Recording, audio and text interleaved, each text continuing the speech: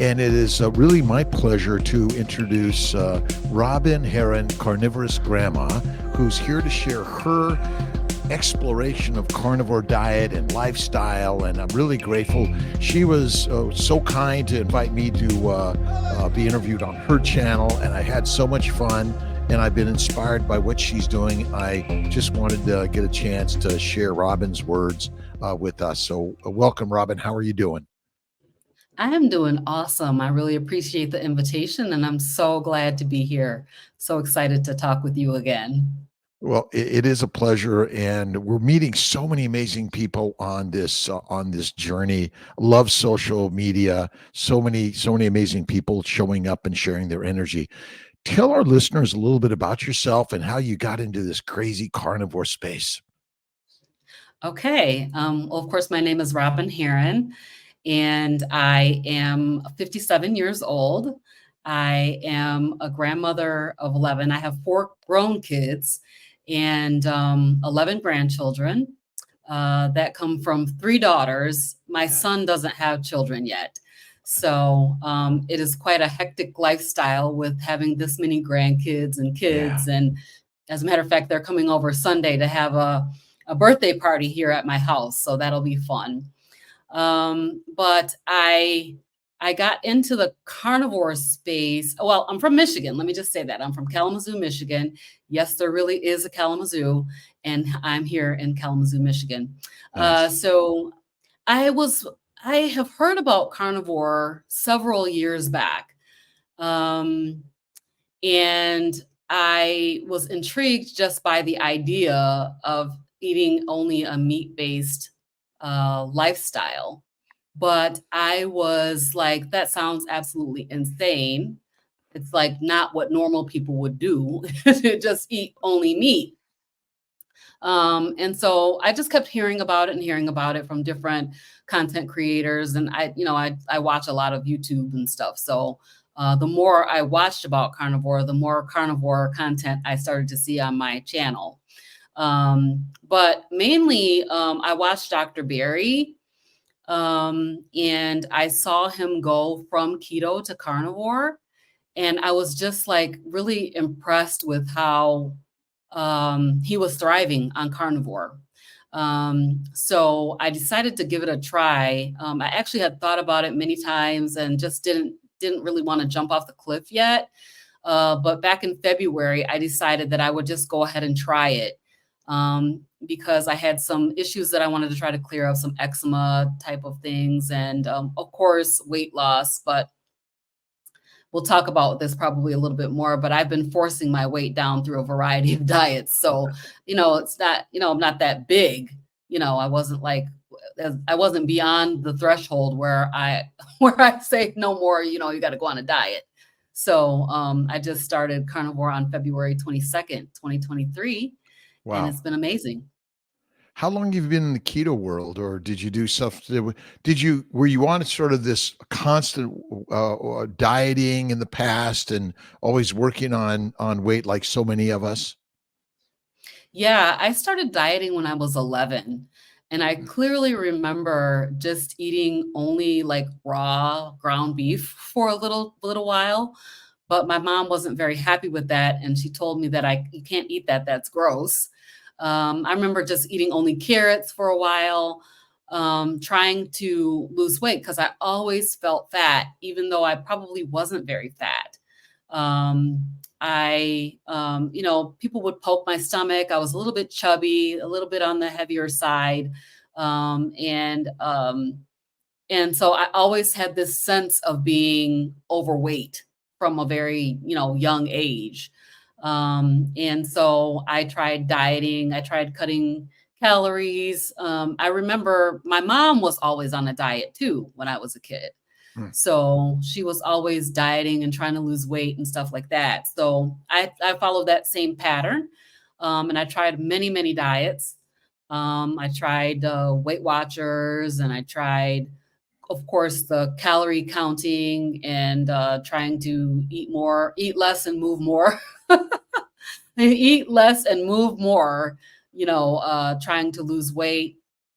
And so I consistently would keep my weight down, and then I would gain a lot of weight and then lose weight again doing a different diet. I did the medical weight loss, which is like you go into the doctor's office and they give you B12 shots and you buy their food and it's no salt and just all kinds of diets.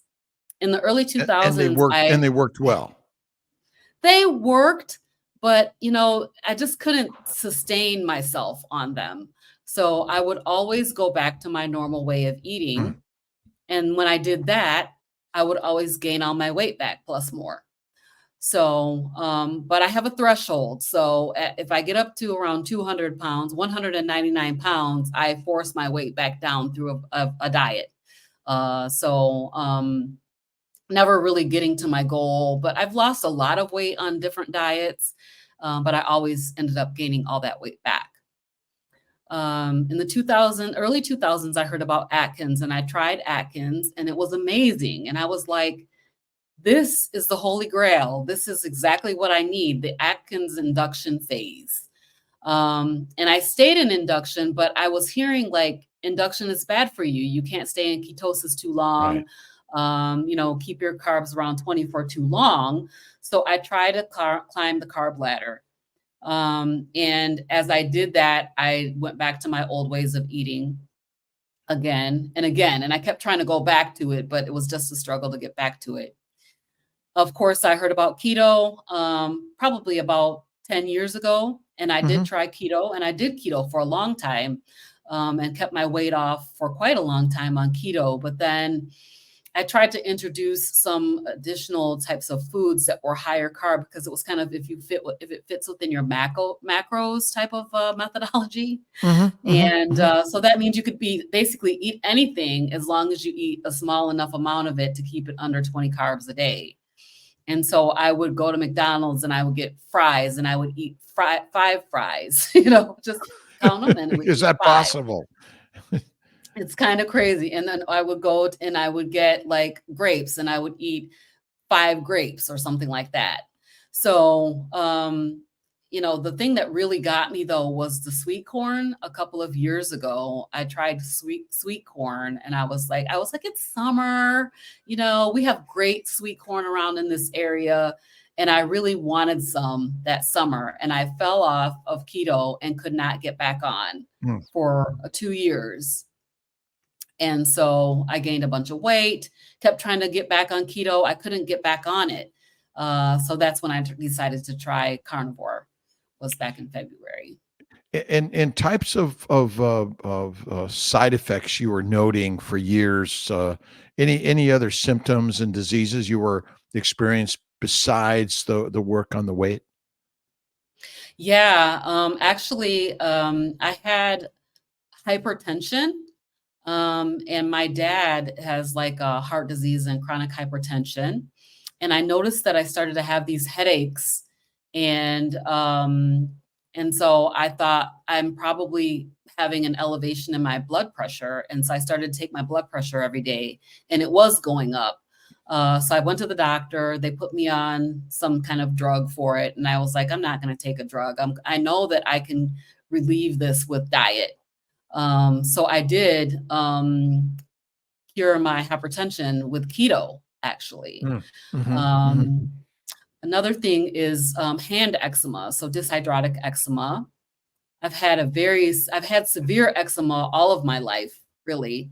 And but this hand eczema started to get worse as I got older.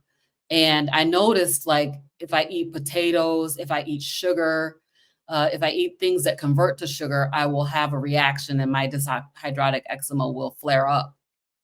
So that's something that I wanted to work on through doing an elimination diet. Also sleep apnea. I was trying to, get rid of sleep apnea because the machine, first of all, I'm in menopause. So I'm having all these hot flashes. It's too hot to be wearing CPAP at night. It's just too hot. So, I end up taking it off and then I'm, choking at night and that kind of thing. So I have been hearing that you could, alleviate your sleep apnea with a carnivore diet or, a very low carb diet. So those are the main things. And then also severe anxiety. And I had a little bit of depression after COVID, Hmm. I think, because I was in the house for 2 years. My job sent me home, and I worked from home for 2 years straight. And I Wow. still do work from home, but without going into the office, without seeing people for 2 years. So I think I did suffer from some depression because of that. And then just the fear of it all, was very scary. And not being able to see your family and all that stuff. So it was really kind of scary. But anxiety was creeping up on me before COVID started. I started to realize like I'm having a problem where I was driving like 90 miles to work a day, and I would have to get off the highway and drive all the back roads to try to get home because I was having so much anxiety driving on the highway. Wow. Wow. And that's continued. Well, it's better now. I would say it's better, but it's just not all the way gone yet. So tell us a little bit about your adventure into carnivore. Did you jump right in? Did you sort of slow it in? How was the pace, and what are the things that you found that you could eat and enjoyed, and in the changes that you noticed when you went that route? So I did jump right in. I was fairly low carb because I had been trying to get back on keto that entire 2 year period that it took me to finally decide to try carnivore. So I was fairly low carb, and I just jumped right in. But I was eating a variety of different kinds of meats, all the meats really, Hmm. pork and chicken and beef and everything. And so it was pretty easy, I felt like, for me to do the carnivore diet because I really like meat anyway. And so it wasn't very difficult to do. But I felt like an alien to my family who were looking at me like I was crazy for doing it. And, they couldn't believe that I was gonna just eat only meat. And then I had said that I was going to do it for 90 days. In my mind, I thought I'm going to do it for 90 days. I'm going to see how I feel. When I did it for 30 days, after the 30 days, I felt so much better emotionally, mentally, that I was like, I'm not ever going to be able to go back because I had that carnivore zen. Everybody talks about it. Yeah. And my mood was amazing. I just felt so calm and so collected, like after 30 days. I did have, and one side effect was that I did have diarrhea for quite a long time, Hmm. probably the Hmm. first 30 days. But I knew that, like, I already knew that I was going to do it for 90 days no matter what. So even though I was having that problem, I was trying to tweak my fat, doing different things to try to see if I could relieve myself of that. It lasted for 30 days. And but the other benefits were so good that I knew that I wasn't going to go back. Tell us a little bit about your adventure into the social media, YouTube, and sharing your story and reaching out and beginning to interview those that inspire all of us. So when I first started carnivore, I knew that I wanted to start a YouTube channel. I wanted to start my YouTube channel, but I didn't do it. I started taking a couple of videos, but I didn't post anything. And so it was several months later that I started watching Carrie. Somehow he showed up on my feed at Homestead How. And Carrie was saying, I didn't even see, he did a 30-day video, but I didn't see that. I saw a video where he was like climbing up a pergola and he was like, like doing lifts, lifting himself up and stuff. And I was like, this is amazing. This guy is crazy. Let me watch him. But he got more and more enthusiastic and passionate about it as I watched him. And then he started to talk about the carnivore diet Mm. documentary. And I was like, this is exactly what we need, is the carnivore diet documentary. And he was saying, if you are a carnivore, you need to you need to have a YouTube channel. You need to start your YouTube channel. And he was very enthusiastic about that. Yeah. Yeah. Yeah. And so I finally said, you know what? I'm going to go ahead and do it. I looked around all over YouTube. I searched to try to find somebody who looks like me doing Mhm. carnivore. Mhm. I didn't find anybody. And I know that that Black Carnivore was out there. Her channel has not been active for a while. So I think she's on hiatus or something. But I feel like she was a unicorn in the space. She just was one of one, Yeah. basically. So I said, well, I really want to speak about this, and I want to be able to speak freely about it. I want to be able to talk to people about what am I doing, why am I doing it? Talk to some of the experts, the docs that are actually talking about this and sharing this information so freely and so generously, like you, Dr. Kiltz. And also I just see this gap where there's not anybody that looks like me that's talking about this. And so I decided that I would go ahead and start the channel, and I just started the channel. Yeah. Yeah.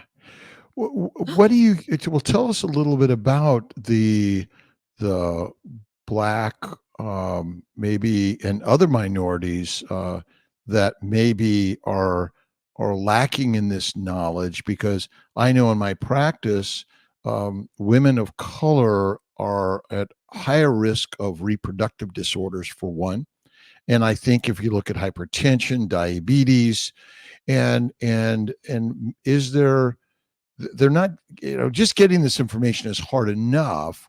But what's your Mhm. sense of the community, and what do we all need to do to better help share the story, to inspire people that are at higher risk of the diseases that are harming our communities? So one thing that I feel about my community is that we trust our doctors.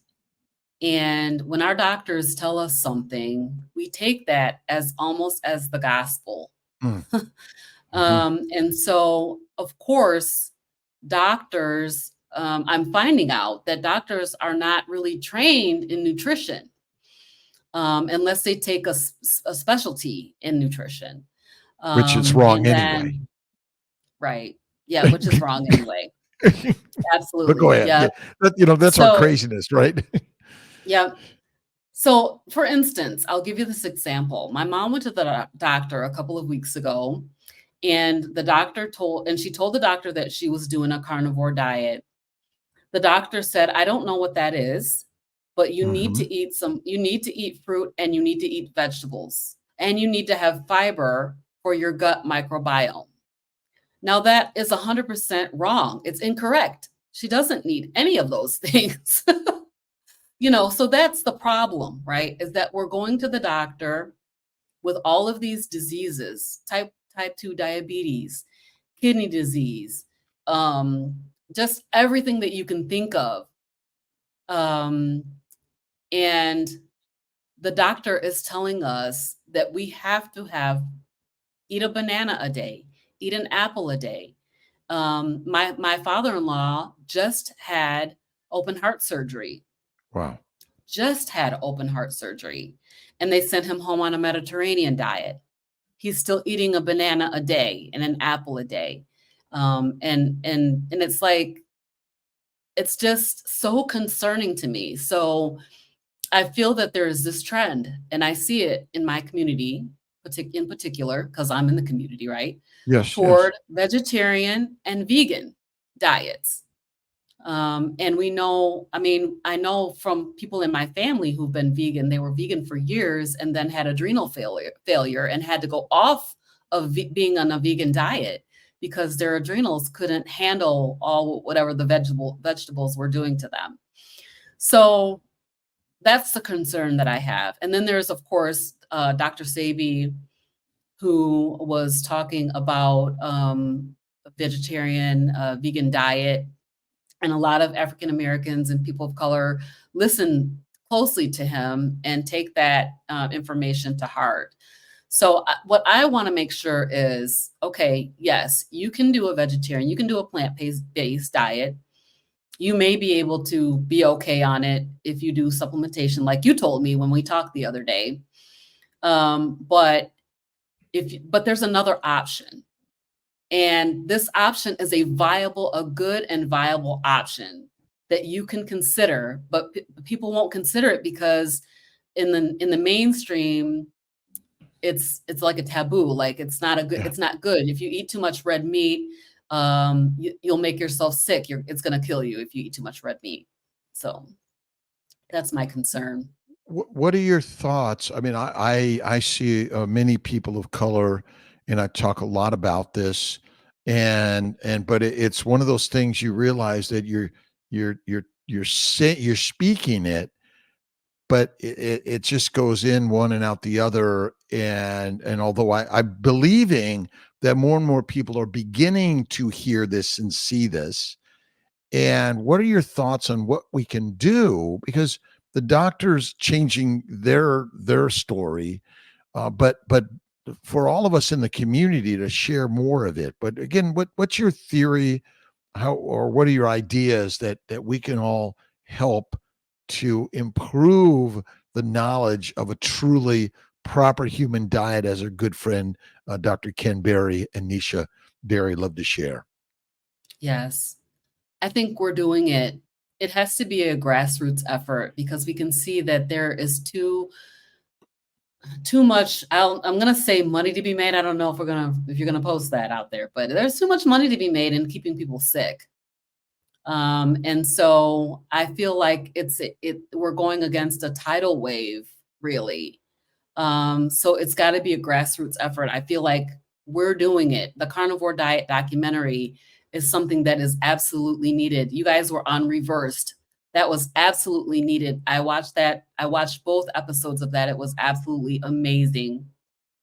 And these are the kinds of things that will influence people. I mean, I have one person that I'm watching on my Facebook page that is making changes because she's hearing from me that this is a good, viable option that she can try. That you don't have to eat sugar. Like sugar is going to make you sick. It is a poison. And just that one person, it's just such a big deal, to influence one person to make a change for the better.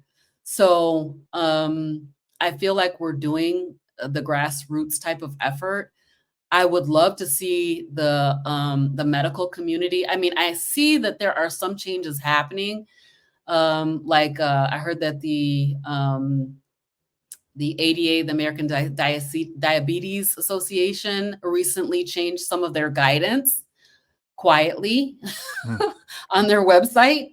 The Heart Association also has changed some of their guidance to say that a keto diet is a feasible option, but you need to be careful with keto diet because if you're on medication, your blood pressure is going to go down. Well, that's a good thing. That's what we want. We want the blood pressure to go down. You might get off your medications. Yes. Gee, and it's interesting because it's scientists are an interesting breed. Not that we're different than any other human being, but all of us, our belief systems and our opinions are very rigid, and changing them is not an easy thing to do. And we are taught nutrition.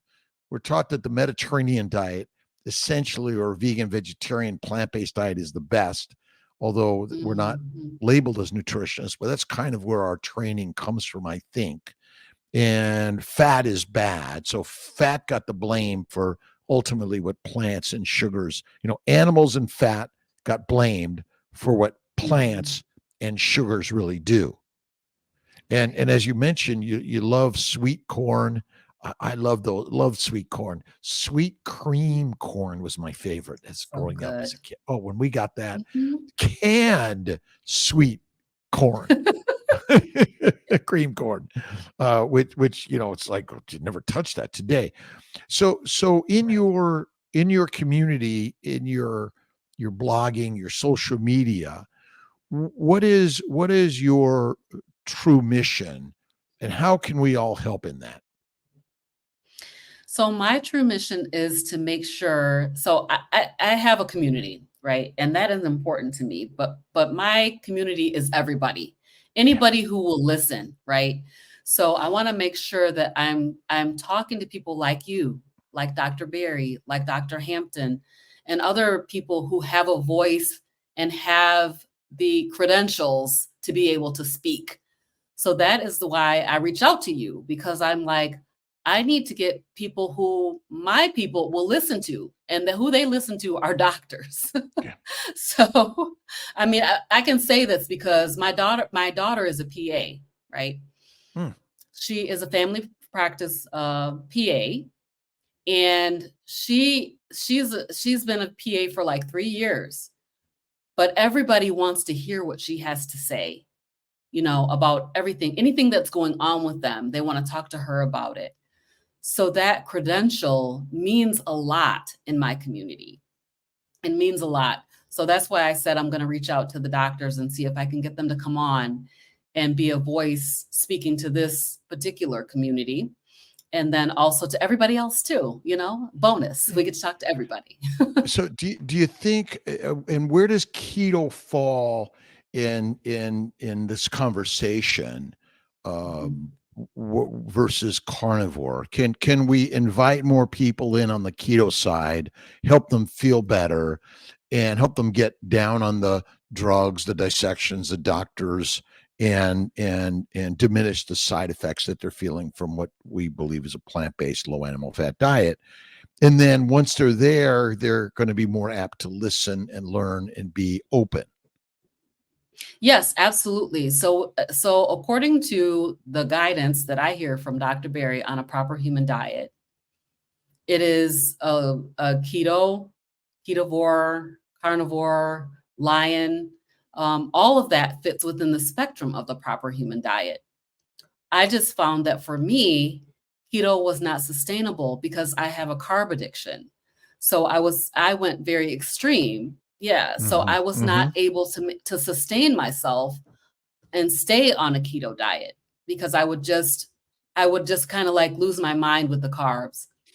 We're Yeah. here on the carnivore diet. I don't have any cravings for anything except potato salad once in a while. I Yeah. crave potato salad. I don't know why that is. I haven't Well, had well, it what's in how's the ages, potato but salad made? What's in the potato salad? yeah, it's gonna have some mustard and eggs and relish and potatoes and, I don't know, seasoning salt, onions, Mayonnaise, sour cream. Because we mayonnaise, used to sour have cream. a Yeah. potato salad with sour cream, potatoes, Mm. bacon, salt, Mhm. and eggs. Very simple. Which, and it's interesting because I still think it's possible to eat a few carbs, Mm. and they're Mhm. not our killer unless you happen to have an anaphylactic reaction to that carbohydrate, that Right. plant. And Mhm. I think that it's the keto, paleo, fasting, I think, are really helpful, but adding the fat is such a critical thing, and being careful to stay away from the thing that's addictive that you're not able to stop quickly and easily. Right. So for me, certainly potatoes fit within that category because not only are they highly addictive for me, but they cause my hand eczema to flare. So if Mm, I eat mm. potatoes, that sugar, it just causes my hands to blister. Wow. So I Wow. can't really. I went to Amsterdam a few years back, and they eat potatoes with every meal. Basically, they eat fries all the time, and my hands completely blistered over. Like, Wow. I have some pictures of it. It was so bad, how bad my hands blistered after I ate potatoes like that. So I don't really eat potatoes, but I would do like a cauliflower potato salad type of a thing. But I don't really want to eat any vegetables. I'm like, if I was going to eat a vegetable, I might eat cabbage, because I've tried it and it didn't cause any problem for me. But I'm not going to eat any vegetables right now. Any other thoughts and ideas on improving one's life other than what we eat?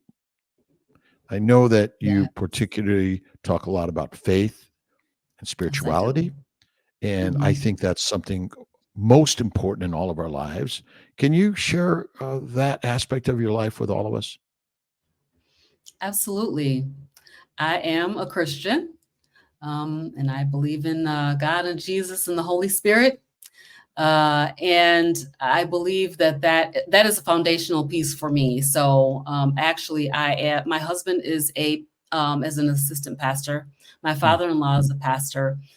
They pastor a church here in Kalamazoo, and I am what we call a missionary, which is like a minister in my church. So faith is the foundation of everything, truly. mm, mhm. And I believe that what God is doing in this season is reminding us of what He meant for us the entire time.